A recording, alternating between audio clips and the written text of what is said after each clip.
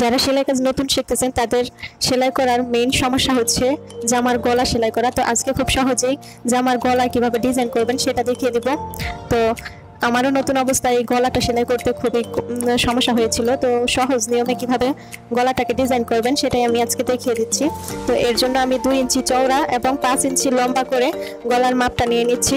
এখানে পাতা শেপের গলাটা হবে, পান পাতা শেপের। তো আর প্রথমে বক্রমটাতে গলাটা এঁকে নিয়ে তারপরে 1 ইঞ্চি চওড়া বক্রমটা রেখে কেটে নিয়েছি। এরপরে একটি টুকরা কাপড়ে বক্রমটিকে সেলাই করে নিচ্ছি। তো এভাবে করলে খুব সহজেই গলাটা সেলাই করা যায়, কোনো ঝামেলা থাকে না। আরো কয়েকভাবেই গলা সেলাই করা যায়, আমি ধাপে ধাপে আপনাদেরকে সেই ভিডিওগুলোও দিব। তো আমার ভিডিওগুলো সম্পূর্ণ যারা নতুন সেলাই কাজ পারেন না তাদের জন্য। যারা পারেন এক্সপার্ট তারা প্লিজ আমার ভিডিওগুলোকে স্কিপ করবেন আর আজেবাজে কমেন্ট থেকে বিরত থাকবেন। তো আপনারা যারা আমার চ্যানেলে নতুন ভিডিও দেখছেন তারা আমার চ্যানেলটিকে সাবস্ক্রাইব করে দিবেন।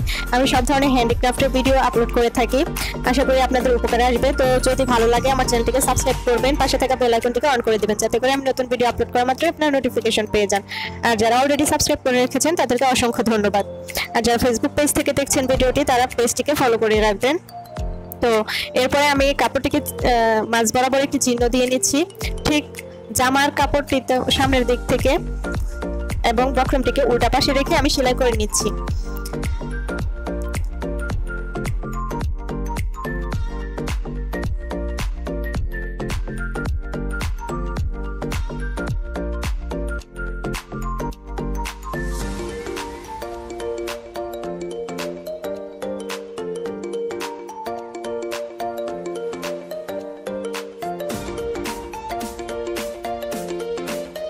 এরপরে আমি গলার মাপ করে কাপড়টিকে কেটে নিচ্ছি।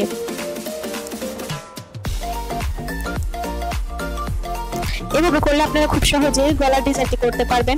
এরপরে আমি কাপড়গুলোর মধ্যে ছোট ছোট কাট করে নিচ্ছি। এখন হচ্ছে যে বক্রমের সাইডটুকু আছে, মানে বাড়তি যে অংশটুকু আছে, সেখানে আমি একটি চাপ সেলাই দিয়ে নিচ্ছি।